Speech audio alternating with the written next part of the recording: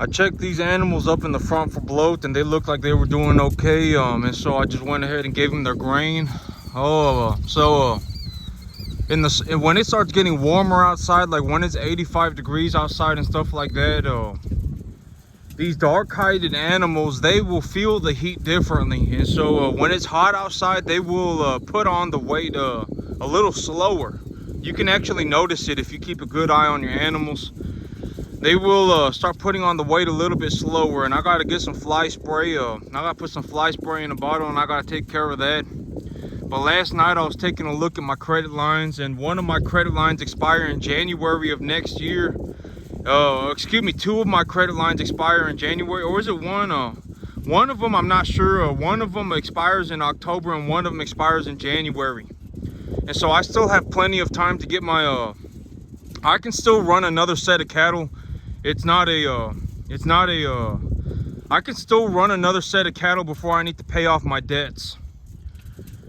And so here in about, so this is one of the things that I'm having to deal with right now, is that in the next 5 months, in the next 4 months, when I take my animals to market, I will have about $70,000. I will have about, this is what I've also been talking about yesterday, is that one of the big problems I'm having right now is that if I have to reinvest all of my earnings back into my farm, and the only thing that I can do is buy cattle and buy cattle feed, I will be sitting here with like over 1,000 animals by the end of year 2. That is one of the biggest problems that I'm having right now. And here's a very realistic way to look at it.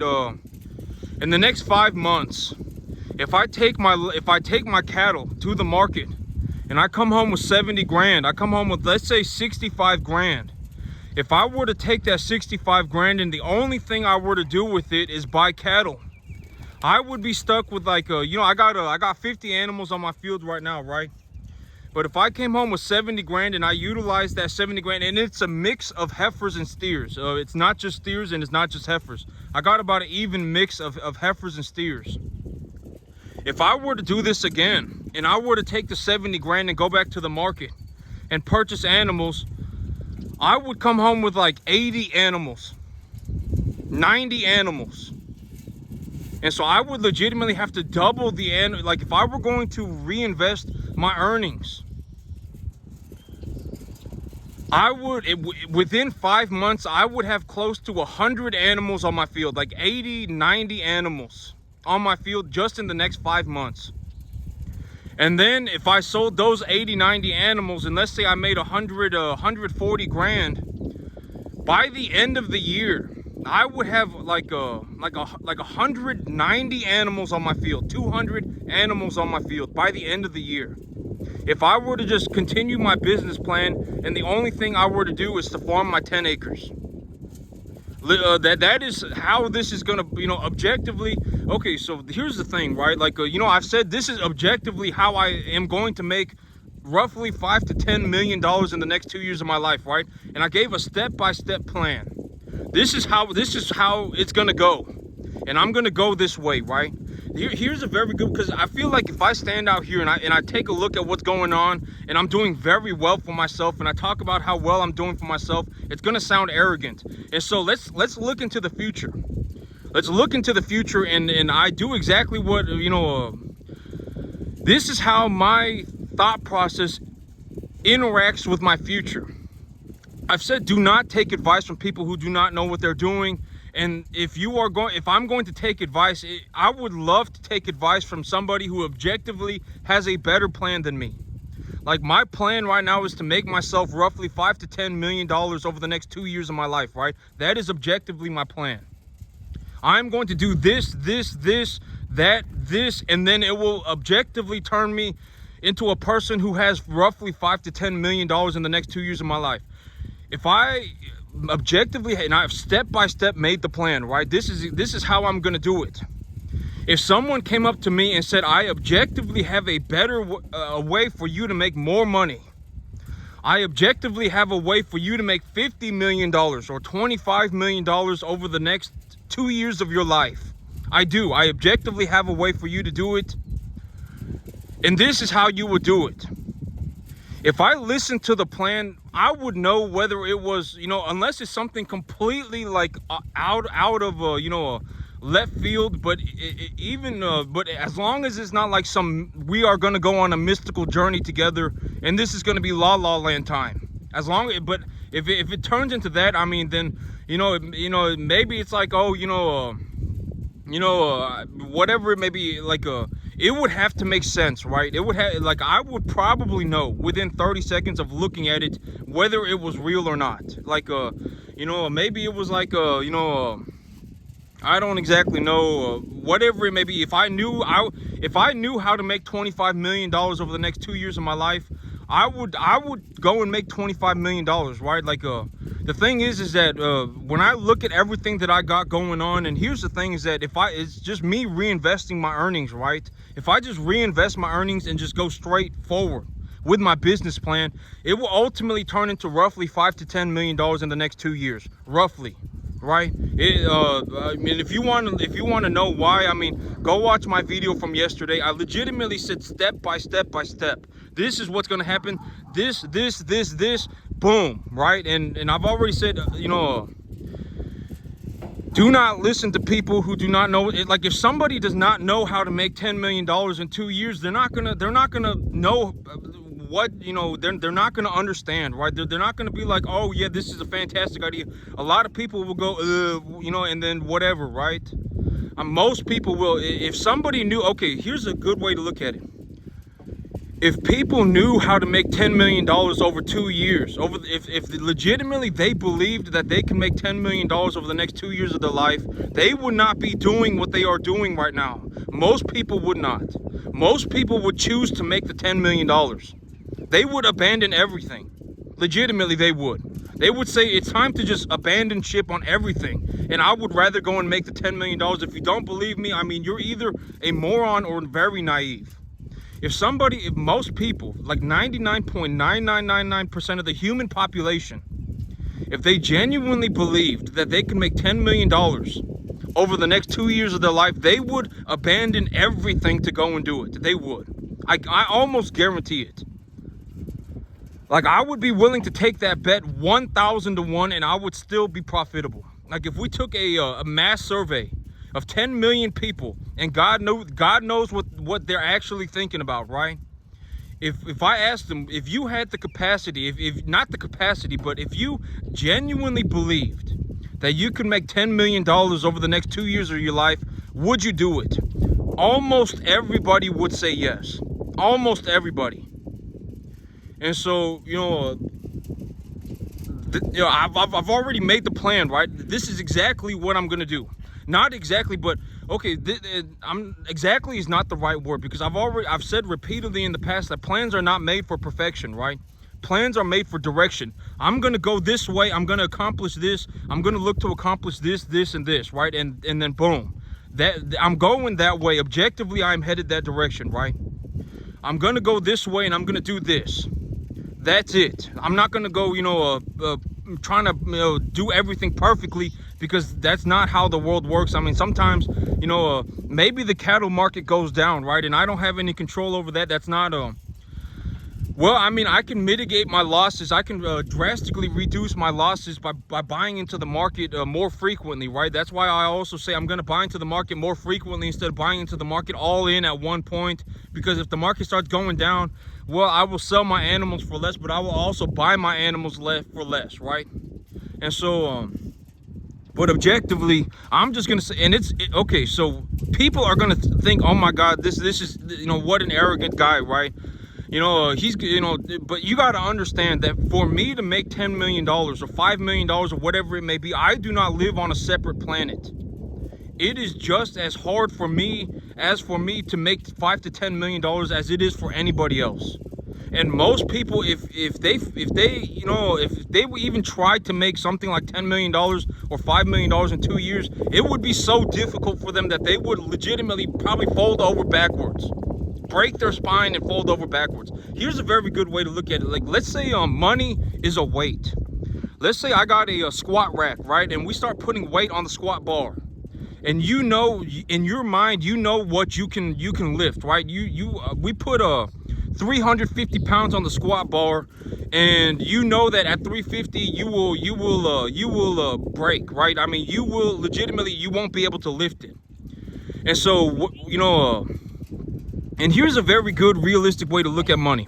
And so when I put, 700 or 1,000 pounds on the bar, right, and I say I'm gonna lift this, what do you think the people are gonna say? They've never seen me before. I mean, maybe they have biases against me. Oh, deep down, and God knows it, that I'm a pathetic individual and I don't really like this guy because he's succeeding extremely, right? I mean, God knows it. I mean, if we were to walk around and say, people are not malicious, you would either be, there are a lot of people who are malicious, right? I mean, they do not feel happiness, or they feel a negative emotion when they see people succeeding, right? I mean, they just do. That's called, God knows it. I mean, I don't know how else to put this. I mean, we cannot be naive and ignorant forever. There are people out there who, if they see somebody succeeding, they will not feel good about it. They will feel upset about it, right? And I've always said, like me, I already have the capacity to make an unlimited sum of money. If you were better than me at something and you could objectively prove it to me, we could make a lot of money together. If you and I succeed, we have both succeeded. Why live your life going, oh my God, I don't, why live your life being malicious, right? I mean, if I succeed and you succeed, we have both succeeded. And that is how I see it. I already have the capacity to make an unlimited sum of money. Even if you could beat me, it would not be to such a degree that it would be relevant to me.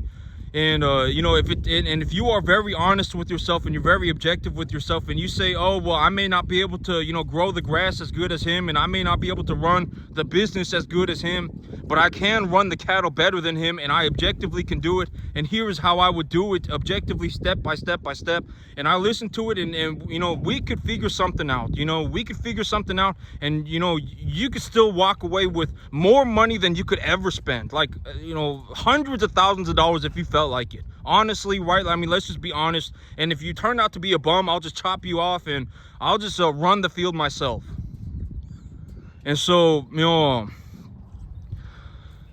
I mean, but money is like a squat rack, right? I mean, if you cannot even push 350, or if I could not push 350, but that's the thing. It's like, it's like if I could not push 350, but I saw somebody pushing 750, I would be like, that's very impressive, right? I wouldn't sit there and go, I thought that he was gonna fail. Oh well, I'm a pathetic person. If he failed, I would have felt better. I'm not gonna be that person, right? And so, objectively, over the next 2 years of my life, I'm going to be a multimillionaire if I just keep pace. If I just continue my business plan and keep pace, I will be a multimillionaire. And it's just as hard for me, for me to make money as it is for anybody else. And for me, it's like if I talk to somebody and if they don't know how to make $10 million in 2 years, I'm not going to ask them for their opinion. And if they do give me their opinion, it's just going to glance off of me unless they objectively have a very good idea. Like, because even like me, okay, so even me, right? Like when I first started my farm, I said, when I first started my farm, I did not just start off running cattle, right? But I took a look at the markets. I went to the sale and I took a look at what was going on, and I realized, oh, that this is happening. And if I take this animal from this weight, from the very beginning, I had an idea of what direction I needed to head. I'm gonna bring home animals at this weight. I'm gonna study the cattle. I'm gonna learn how to identify a beef animal. And I'm gonna go to the sale and I'm gonna take a look at what they're selling the animals for, the small ones and the big ones, and I'm gonna take a mental note of it. And God knows it and I know it. That is how I started. Legitimately, I did not just start going, oh, this is La La Land time. It's time for me to go on a mystical journey. I legitimately, God knows it, I know it, I swear it on my life. When I first started, it's very difficult. And that's also one of the things why it's like me, I'm trying to, I'm also looking to be, show you that I'm forward thinking. I'm not just looking at my past and relishing, my past, right? I'm looking to tell you, because I feel like if I talk about my past, it's just gonna come off as differently, because it's like, you know, I can sit here and I can say in my past, before I started the cattle market, I took a look at the local cattle markets, and I sat there and watched PowerPoint presentations and read books on how to identify a beef animal. And when I went to the sale, I was noticing that beef animals or animals were selling for this price range, and a majority of animals were selling within a price range. And then, you know, when they were a certain weight, they were selling at a majority of them were selling at a certain price range. And and that is how I started. It's you know, that is legitimately, God knows it, I know it, that is how I started. And so I objectively had a path for what I was going to accomplish. I was going to bring home small animals, get them big, and take them back to the market. The end. Number 1 to 1.5 type medium large frame beef animals. Granted that I did not know of what a 1 to 1.5 type medium large, that was something that I picked up a little later. But I was still reading books on how to identify and watching PowerPoint presentations on how to identify a beef animal. And you know that was one of the very first things that I did. And maybe that would help somebody. If you don't know the cattle business, you can go on the internet and learn this stuff for free. How to identify a beef animal. Boom, there it is right there, right? I mean, you can watch thousands of hours of material if you felt like it on how to identify a beef animal. You could if you felt like it. It's already on the internet for free. And so but this is also, you know, but I'm not gonna, but I feel like if I talk about my past, it's gonna be different. So what I'm gonna do is I'm gonna talk about my future and my present. My future, if somebody does not objectively have a better idea than making $10 million in 2 years,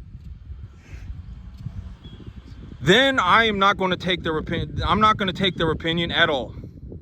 Objectively, you would have to, it does not matter what you have got, you know, you may even not have much money or whatever it may be, but objectively, you would need to present, for me to take your idea into consideration, you would need to present me an objectively better plan, and that's going to make more than $10 million over the next 2 years. You would have to. And, you know, there are a lot of things to consider. I mean, you know, what do I believe my cash balances will be? What do I believe my earnings will be? What do I believe, you know? But then there are things that are out of my control, like the commodity markets and maybe the economy overall. You know, who knows? The economy overall may slow down. I mean, who knows, right? I mean, there are factors that are out of my control, right? And that's completely fine. I don't worry about that stuff. I'm not going to sit here and hope that the cattle market goes up, right? I'm not going to sit here and hope that the cattle market goes sideways, right? I'm not going to hope that the corn price goes down. That's a waste of time. You know, but things that I do have control of, like what kind of animal do I bring in? What body condition do my animals leave my farm at? What weight do my animals leave my farm at? How, you know, what are the minerals, what are the saturation levels of minerals in my soil? What minerals am I looking for? Am I looking for sulfur? Am I looking for nitrogen? Am I looking for potassium? What ratios would I like to apply? What is the weather? Do I anticipate the weather's going to be like next month? I mean, you know, stuff like that, I can have a drastic influence on it, right? And so that is the stuff I'm going to be thinking about. I'm not going to sit here and hope that, you know, that the cattle market goes up. I'm not going to sit here and hope that the corn market goes down, right? I'm just not, that's a waste of time. And so, you know, when I look into my future and when I, you know, if I'm just going to be honest and talk about the things that, well, I've been talking about, you know, unless somebody objectively has a better idea, has a way, an objective way to make more than $10 million in the next 2 years, that would be objectively correct for what is going on. That would objectively put me on a better path. I am not going to, you know, I do not care what your opinion is. Honestly, I don't. That's one of my superpowers, is that if I object, you know, I would say that one of my superpowers in life is that if I objectively believe I need to head a direction, I will legitimately just start chopping people out of my life. I will 100% just boom, you're gone. And you know, if you start going, if you come up to me and you go, oh, well, I fell out of heaven at 7, I deserve a better life, mystical, magical journey time, boom, you're gone. Objectively, this is what I'm looking to accomplish, and this is what I'm looking to do, and this is what I believe the result will be, and this is why I believe the result will happen. I will bring in animals at 200 pounds, 2 weight. Top of the market right now is 4.5. Most of these animals are selling for 4 to 4.25. I went to the local sale for every single week for the last 3 months, and I realized that a majority of these, at the top of the market, maybe 4.5, but a majority of these animals are selling between 4 and 4.25. So if I bring home a 200-pound steer, that's going to be about $800. The feeder cattle market right now sitting at 248, 250. Texas cattle get a deduction. Take a 10% deduction off of that. At you know, 700 pounds, but that's for an 800 pound animal. The feeder cattle market is the price for an 800-pound animal, but I intend to take my animals to market at 700 pounds, and so I still may be able to get the feeder cattle price on my animals. You know, I'll get somewhere between 2.25 and 250, even though I'm raising Texas cattle and the feeder cattle market is sitting at 250. If I take them to market at 700 instead of 800, I may still be able, you know, I will likely still come home with 2.25 to 250. I put them on a 65% TDN diet, a variable protein diet, and I look to get their body conditioning score to a 6 to a 7 by the time they're 700 pounds over the course of 5 months. If I put roughly 2.5 to 3 pounds a day on an animal over a long period of time, their body conditioning score will improve. If I put about 2 to 2.5 pounds a day on an animal, all it will do is increase increase their frame size. They will not go up on the body conditioning chart. Objective information. Like if I talk to somebody and they were going to give me, you know, whatever advice on cattle, that is how it would need to sound like. Oh, you know, did you know that if you mixed in or if I talked to somebody and I told them, you know, I put on about 3 to 3.5, maybe 3 to 3.25 pounds a day per animal, and the way that I check to see if their diet is going okay is I grade their manure score and I grade their body conditioning. Right, but if somebody legitimately has objective data, hey, you know, I found a way that if you mix in a little bit, you know, here is objective data that if you feed in a little bit more corn, maybe if you feed in 5 to 10% more corn, but you would, you know, something like this. Here's a very good, you know, something that may actually work. If you gave, right now you are giving a 0.5% of your animal's body weight in corn. But if you gave them 0.75, this is actually something that maybe I could try. You know, I could run a saturation trial on this and see how it goes. But if you increase the amount of corn that you are giving your animal from 0.5 to 0.75 over the course of 2 weeks, 0.5% to 0.75% of their body weight over the next 2 weeks, you slowly increase the amount of corn, you will actually be able to increase your average daily gain on your animal by about 0.5 pound a day, 1/4 pound a day, and it would cost you, you know, and it would cost you $1 per pound of gain. You know, because corn has a cost to it too, right? And so the big reason why I feed corn the way that I do is because if I mix the corn with the grass that the animals are eating, here's a very good, you know, this animal just pooping right now, right? So if we go and take a look, see their manure, okay, so this is a very, very, very good looking manure pile, right? I mean, it's not stacked up, it's not too loose. There's not you know, it's not too stacked up and it's not too loose. If I fed this animal, you know, a little bit more corn, and the animal's manure started to turn into diarrhea, that is what I mean by I just look at their poop. I just look at their poop and I look at their body conditioning. If their body conditioning score is objectively going up, you see this animal right here, she's panting. It's because it's like 80 degrees outside. It's cool outside, but she's already starting to feel hot because she's dark skinned. And so, you know, when these animals, when they're hot, they're gonna look a little bit more sucked in when they're hot because they're panting. And they're also not eating as much, because cattle, when they eat, that fermentation process in their gut will release heat, and so they will not eat as much when they're starting to feel hot. And so these animals, like right here, you can see she looks a little bit sucked in, but you know, she is not skinny. I can almost, you know, she's not skinny.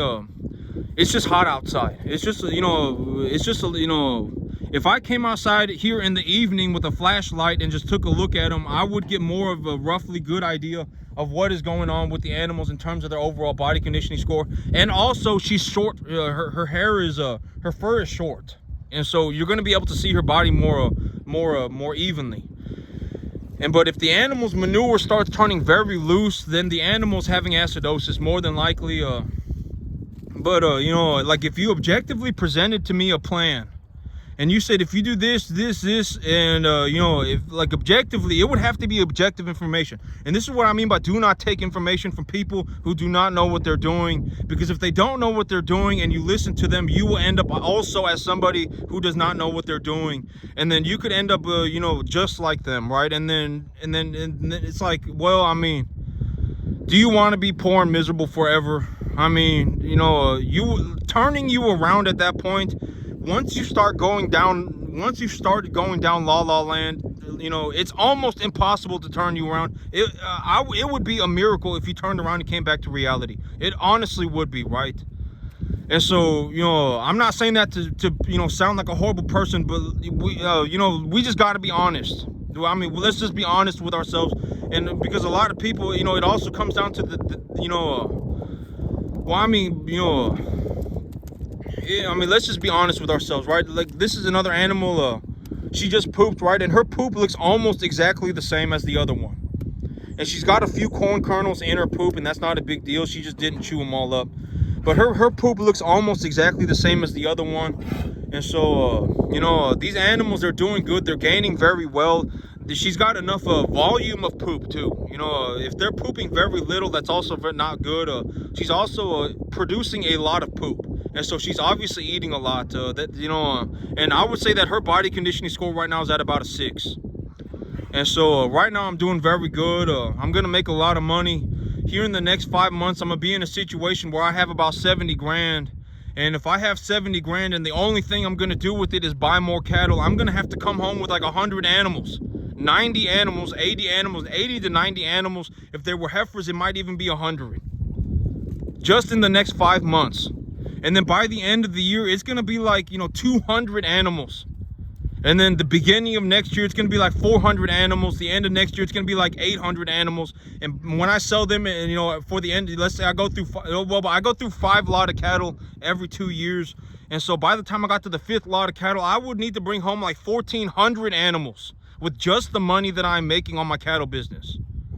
And you know, I need to stay on top of this thing, or you know, well, the thing is, like, this is also why I'm considering buying a new truck as of this point, because I understand that a truck will not appreciate, but I can get a tax write-off for it. And if I get a tax write-off for it, you know, I can write it off on my taxes, and I won't be stuck in a situation where the only thing that I can do is purchase a massive number of cattle. And so, yeah, I got a lot going on. I'm doing very well for myself. My animals are doing very good. I need to over the next probably about 3 weeks, I will need to start plowing up portions of my field and replanting my grass. And objectively, over the next 2 years, I am putting myself on a trajectory, on a path to make about $10 million. And in all honesty, this is also what I mean, you know, by do not take advice from anybody. If you objectively have a good reason for going a certain direction, I am going to go this way, it does not matter. You know, you need to go that way. This is also, you know, I would say that one of the things that gave me the capacity to do this is that my disregard for what people think. If I objectively believe that I need to go a certain way, people's opinions will glance off of me so fast that they will think I'm crazy. Legitimately, if I believe that I need to objectively go a certain direction, I need to raise 1 to 1.5 type medium large frame animals. I need to take them from a body conditioning score of 4 to 5 to 6 to 7, right? I need to, by the time I take these animals to market, they need to be at a body conditioning score of 6 to 7. They need to be preconditioned, castrated, shots, good to go, 700 pounds. If I believe that I need to head that way, and the way that I'm going to head there is by feeding them a mixture of grass and grain. And commodity corn is sitting at, you know, whatever, $4.30 a ton or $4.30 a bushel. If I objectively believe that I need to go that way, then I will go that way, disregarding what anyone else thinks. And I will do that because objectively I have a good reason to do it. I'm not sitting here going, oh, this is going to be my mystical adventure. It's time to go to La La Land. You know, that I would say that if I were to look at the thing that, you know, one of the things that got me very far is that, you know, if I believe that I have an objectively good reason to go a certain direction, I will go that way, and I will disregard any other opinion unless it's a better idea. Unless it is a better idea. And if somebody presents to me a better idea, an objectively better idea, I would love to listen to their idea. I would love to. 100%. And that's also, you know, one of the things that I read a lot, right? I read a lot about cattle. I read a lot about, you know, how to raise animals, how to grow grass. What you will find about me is that, you know, my experiences and my whatever I got going on is my own, but the knowledge itself is been the best way to explain knowledge, to demonstrate knowledge, is to look at it like the light of a candle.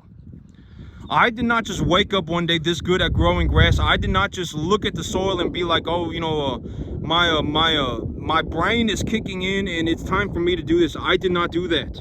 I read a lot of other people's works. I read a lot, you know, I read a lot of books, and I took their ideas and I said, oh, this seems like a good idea. I should go and do this, see how it turns out for me, and then I'm gonna pick, and whatever turns out to be the best objectively, I will keep that and I will implement that into my farm. You know, that is how I did things, right? I did not just look at grass and go, oh, this must be a potassium deficiency. Oh, this must be a sulfur deficiency. Oh, this must be a nitrogen deficiency. I mean, I did not do that. You know, a lot of the things that I got going on, you know, the amount of effort that I put in and the experiences that I have, those are mine, right? They are mine, but, you know, I learned a lot of this stuff from reading other people's work. And, you know, and I'm just gonna, you know, within the next 2 years, if I just objectively stay the course, I will have a net worth of about $5 to $10 million. That is how much money I will have made. And I'm just gonna be honest, it's just as hard for me to make $10 million as it is for anybody else. It is just as hard for me to run 100 cattle by myself as it is for anyone else. You know, I'm just gonna be honest, it is. I did not start off this good at running cattle. I did not start off this good at running a business. I did not start off this good at growing grass. This was a massive amount of effort. And, you know, it's going to make you sound like a horrible person, but you got to understand that the world is not exactly this, people are not going around going, oh my God, there are malicious people on the planet. They will find enjoyment when you fail. They will sit there and legitimately waste their whole life hoping that you fail. Legitimately, that is what they will do, right? And then they will be upset when you succeed. And, you know, I'm just going to be honest, you know, sometimes it's good to just run those people over. Just run them over. Just be extreme. Do not take their advice, do not consider their advice at all. If you objectively believe that you need to go a certain direction, then go a certain direction. Just do it. Do not just run them over. To legitimately just go straight through them. It's time to, you know, if you believe that you objectively have a good reason to head for something, just do it. Do not take their advice or their opinions to heart at all. Do not even let it glance off of you and just go. I mean, you need to objectively put yourself on the right path and start going. You need to. If you are going to get far in life, you need to objectively head a certain direction, regardless of what anyone else may think. And, you know, I understand that, you know, I make a lot of money, but it's just as hard for me to make this money as it is for anybody else. I was not born this good at stuff. I just wasn't. But that's it for me today, YouTube. Y'all have a good one.